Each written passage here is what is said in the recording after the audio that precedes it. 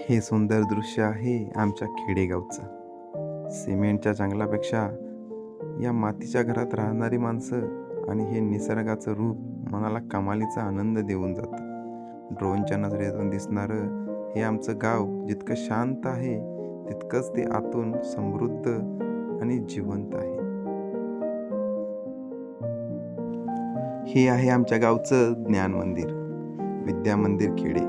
ही फक्त एक इमारतच नाही तर आमच्या गावातील पिढ्यानपिढ्यांचे संस्कार केंद्र आहे. इथल्या वर्गांमध्ये आमचं बालपण घडलं, इथल्याच मैदानावरती आम्ही स्वप्न पाहायला शिकलो आणि आज याच शाळेचा शेवटचा दिवस आहे.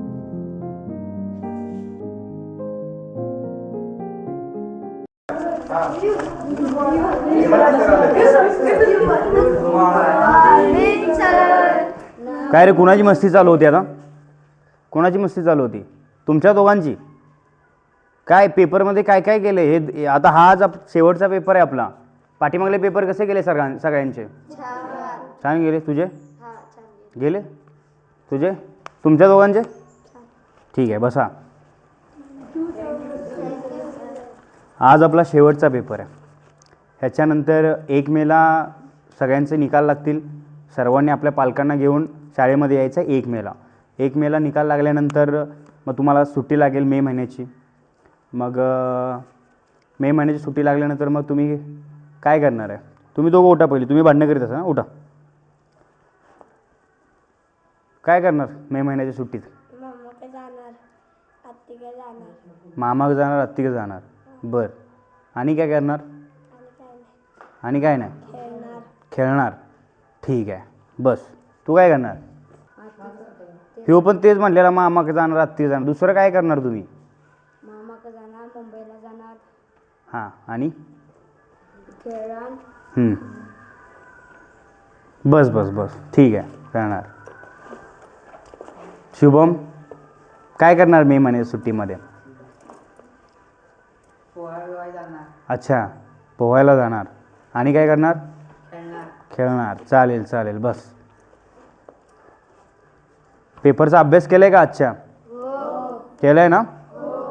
चालेल चालेल, ठीक आहे. मी पेपर देतो तुम्हाला आता. अर्ध्या तासाचा पेपर आहे आपला. अर्ध्या तासामध्ये सगळ्यांनी पेपर लिहा. त्याच्यानंतर आपण पेपर मी तुम्हाला आता वाटतो. बघा, सगळ्यांनी अभ्यास केला आहे ना? हे घे पेपर तुझा, हे घे. कुणी कुणाचं बघायचं नाही.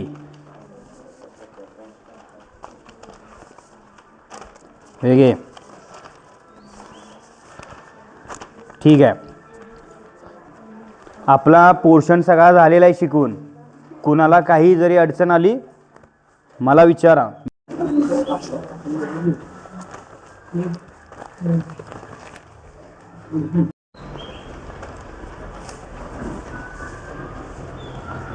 अरे नाव पाठीमागल्या पेपराला पण तुला सांगितलं होतं, खाली नाव नाही वरती नाव लिहायचं असतं.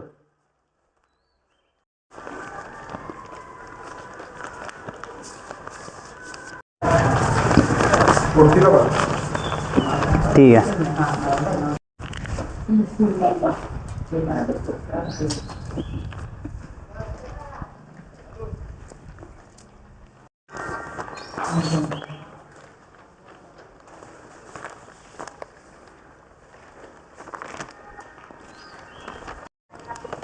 ए बघून लिहू नका. तुझं तू लिहू, तुझं तू लिहू, तुझं तू लिहू. प्रत्येकानं आपापलं लिहा. कुणी कोणाचं बघून लिहायचं नाही.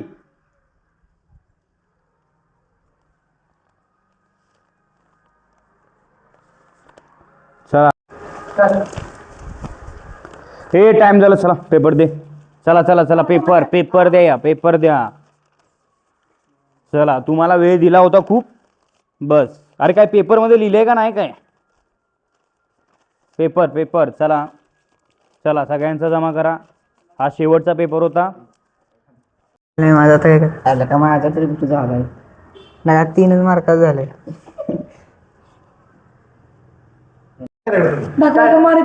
तुझं किती झालं? माझा तर सगळा पेपर झाला. तुझा? माझा बी सगळा झालाय. त्याला विचार. आता पास होणार आपण तिघं पण. शिकायला का तू पास तरी होशील का? पास म्हणजे बघ की आता तुझ्यापेक्षा जास्त जा, टेन्शन नाही घेत. आहेस. मग तेच की कमरा नापास आहे. तुझे मम्मी पप्पा येणार आहेत का? नाही, कारण की सर आपलं काही मस्ती केली सांगतील म्हणून नाही ना. अरे मी मम्मीला सांगितलं आमचा रिझल्ट लागणारच नाही. आता मी मम्मीला सांगितलं माझा रिझल्ट लागला.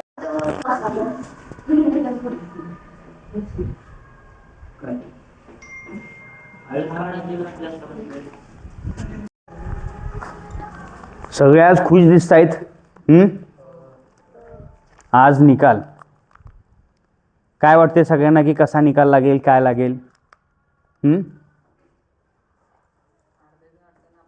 अच्छा, तरी मला सांगताना अत्यंत आनंद होत आहे की आपल्या शाळेचा 100% निकाल लागलेला आहे. तुम्ही सर्वजण पास झालेले आहात.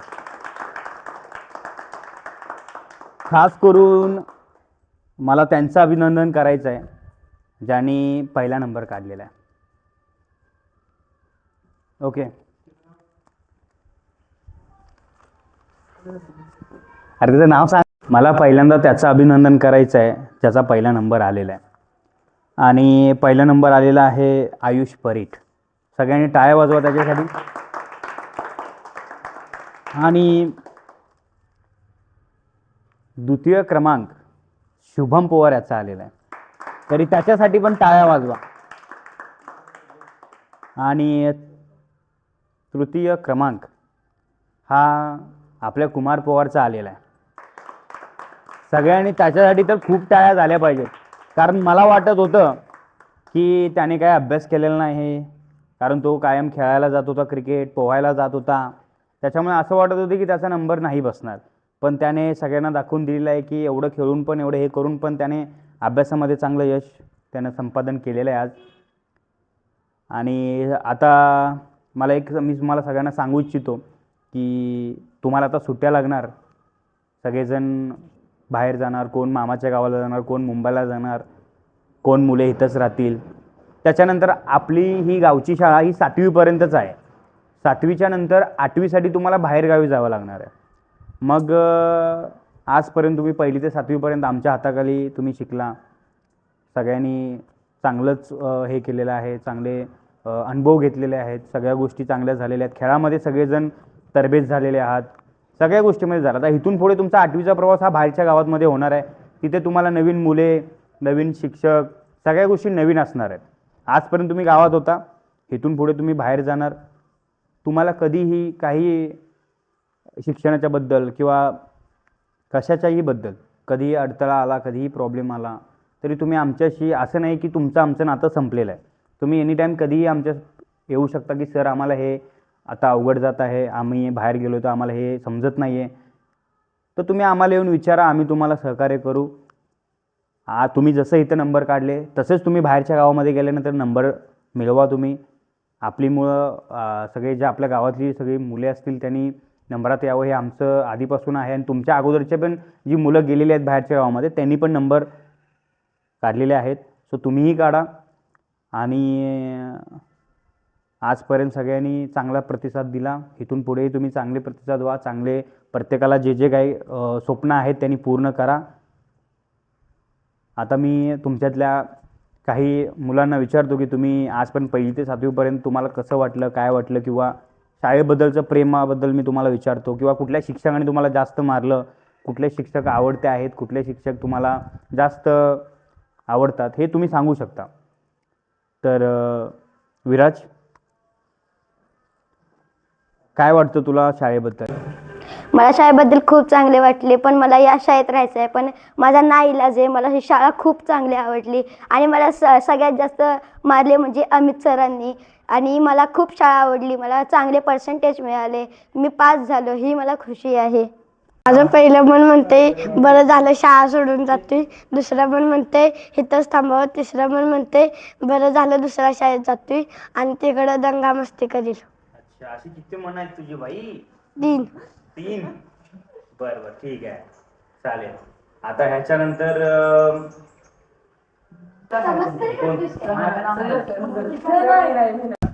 सर मला ह्या शाळेतून जावंसं वाटतं ना, मला दुःख वाटते. आणि सर तुम्ही मला एवढा सपोर्ट केला, मला शिकवलं, चांगलं शिकवून दिलं सा, त्याबद्दल धन्यवाद. आणि मी असंच पुढे जाणार आणि पुढच्या पण शाळेत पहिला नंबर आणणार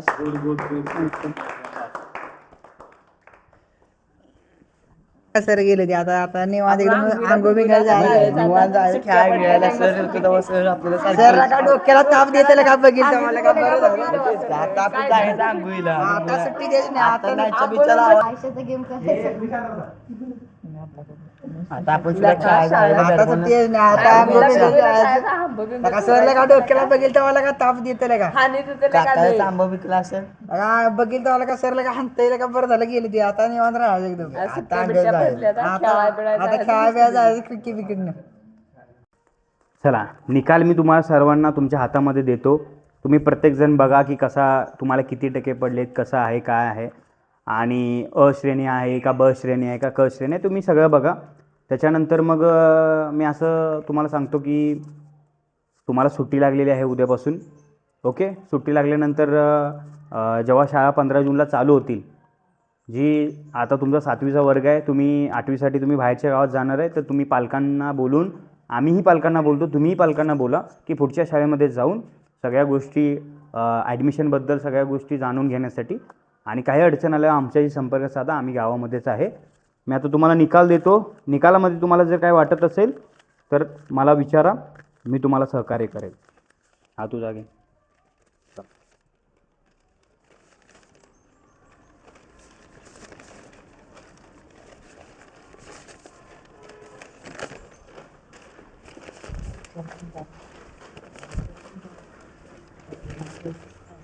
ठीक आहे. चला, सगळ्यांना सुट्टी लागलेली आहे, तर सगळ्यांनी आता जाऊ शकता, एन्जॉय करू शकता. फक्त या सुट्टीमध्ये कुणी कुणाला इजा पोचवू नका किंवा स्वतःलाही इजा करून घेऊ नका. सगळेजण व्यवस्थित राहा. चला, काळजी घ्या पोरांनो.